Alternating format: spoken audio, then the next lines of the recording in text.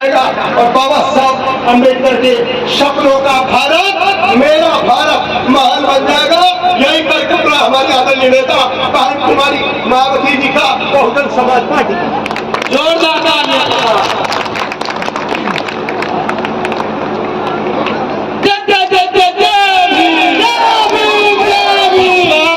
बसपा का जब होगा राज समता मूलक बनेगा समाज, बसपा का राज जब होगा राज तभी करेगा प्रगति समाज। तो साथियों, मेरा कार्यक्रम बाद में होगा। माननीय राम जी गौतम साहब को बहुत पहले मेहमान है, आगे भी जाना है, उनको सुनना है हम लोगों को। जय भीम जय भारत। गौतम बुद्ध सामाजिक परिवर्तन के अग्रदूत, शिक्षा के जनक,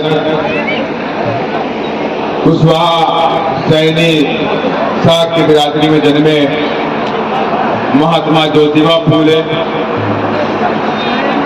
आरक्षण के जनक, कोल्हापुर शहादत के कुर्मी राजा छत्रपति साहू जी महाराज,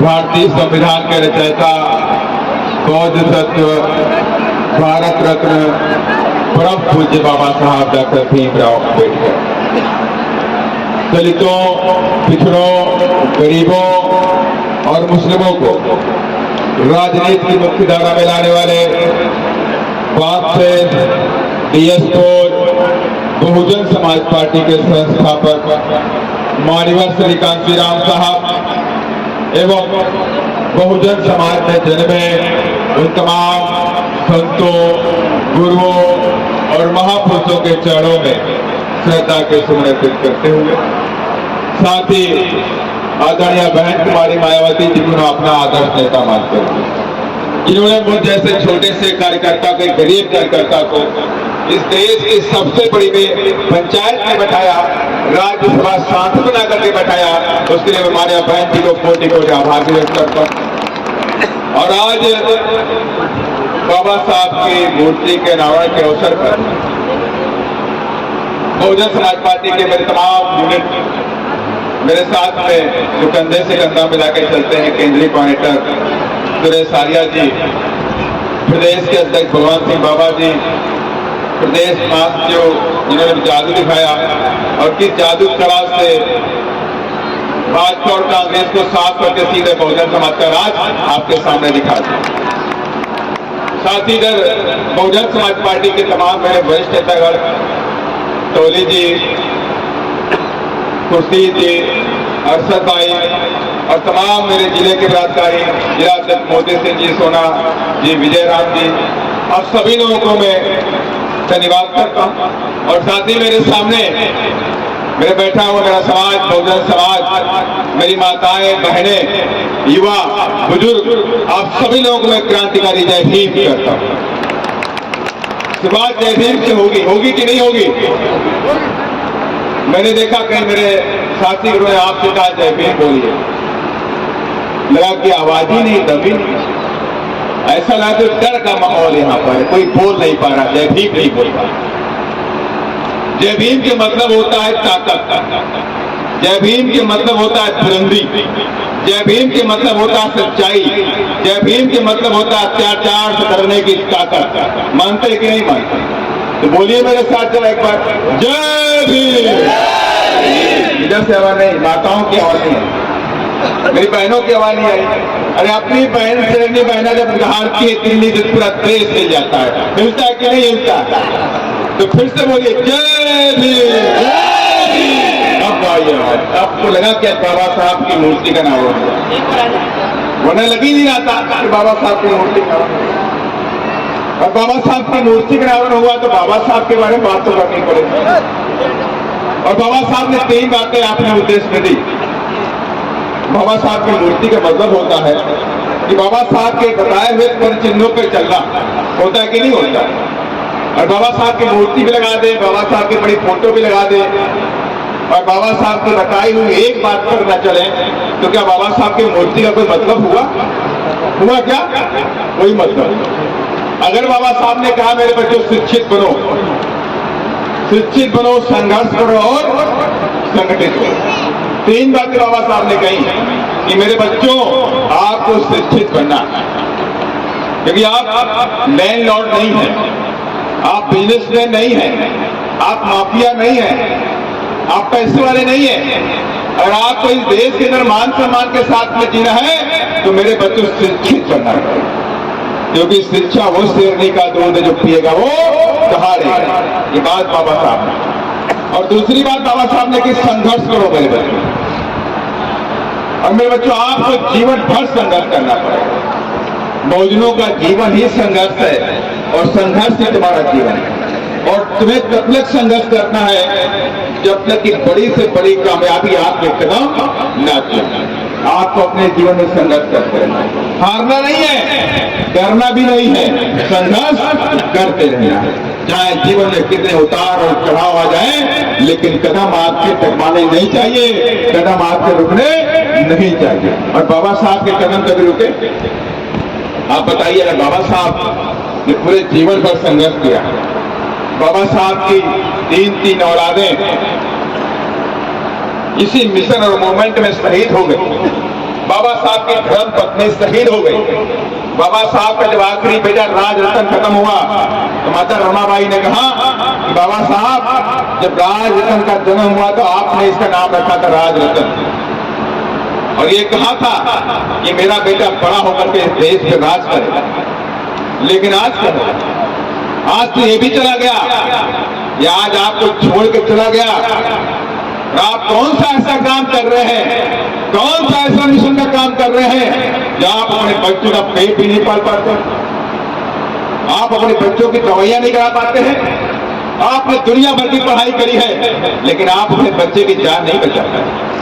लीजिए, आप तो बोल रहे थे राज देश से राज करेगा, राज ये भी चला गया आपको छोड़ करके, भूखमरी से, दवाइयों की कमी से, बीमारी से, आज ये भी आज आपके बीच में खत्म हो। ले जाइए मेरे बच्चे को, आप जैसे मेरे 2 बच्चों को ले गए, आप इसको भी लेकर आइए।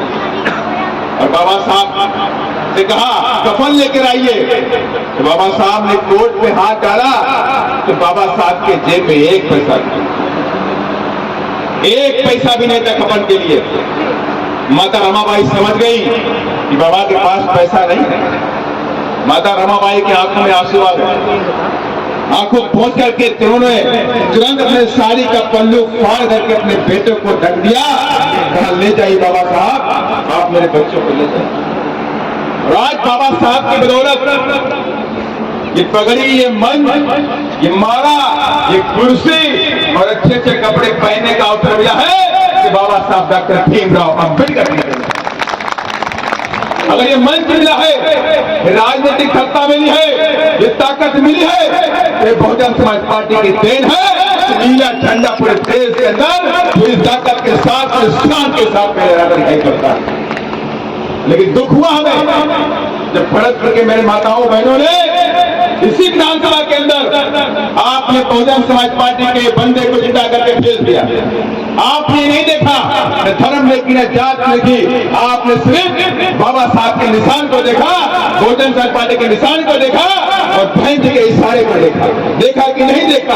और आपने अपने तन मन धन से यहाँ प्रत्याशी को जिता करके आपने वहां जयपुर भेजने का भी काम किया। और किस लिए भेजा? ये बंदा हमारे लिए काम करेगा, ये हमारे नुमाइंदगी करेगा, ये हमारे घोर अत्याचारों के लिए वहां पर आवाज उठाएगा, ये हमारा मिशन का सिपाही बनेगा और मिशन का सिपाही बनकर बाबा साहब के बताए हुए रास्ते पर चलेगा। लेकिन ऐसा नहीं हुआ। वो जीता हुआ प्रत्याशी इस मिशन और मूवमेंट को बीच में खंबर घोष करके, खंजर छुपा करके मिशन और मूवमेंट पवित्र मंच को धोखा देकर कांग्रेस में जाकर के मिल गया। क्या ऐसे लोगों को यहाँ आना चाहिए? ये मंच बहुजन समाज के लोगों का था, जिन लोगों ने हमारे साथ में गद्दारी की, जिन लोगों ने हमारे मूवमेंट में गद्दारी की, जिन लोगों ने हमारे बहुजन समाज के साथ धोखा किया। क्या वो बाबा साहब की मूर्ति के लिए अच्छे हैं? मुझे बताइए, मेरा बहुजन समाज बैठा हुआ है, अगर आप मुझे गलत बताएंगे तो मैं मंच छोड़ कर चला जाऊंगा। अगर मैं सही हूं तो मेरी बातों को समर्थन के लिए दोनों हाथ खड़ा करेंगे। अगर मैं गलत नहीं हूं तो इसलिए मैं आप सभी लोगों से कहता हूं, ये इलेक्शन का समय आ गया है, ये दौर इलेक्शन का है और इलेक्शन के दौर में भी ऐसे बहरूपिये आएंगे आपके सामने और ऐसे बहरूपियों से आपको बचना पड़ेगा। जो हमारे साथ धोखा देते हैं, जो हमारे वोटों के साथ सौदा करते हैं, जो हमारे इमरान हमारे ईमान के साथ में धोखा करते हैं, जो इस मिशन के साथ धोखा करते हैं। और बहुजन समाज पार्टी ऐसे नहीं है। ये Bahujan Samaj party political party Bharat में है। दलितों, पिछड़ों, गरीबों, मुस्लिमों और आदिवासियों के लिए मिशन और मूवमेंट का काम करती है। पूरे देश के अंदर है कहीं भी दलित के साथ अत्याचार होता है, आदिवासी के साथ अत्याचार होता है, कहीं भी ओबीसी के साथ अत्याचार होता है, तो हमारे बहनें बहुत दुखी होती है। हम लोगों से कहती कि और मेहनत करो। अगर आप मेहनत नहीं करोगे तो आने वाले समय में इस देश के अंदर बहुजन समाज के लोगों को गुलाम बना दिया जाए।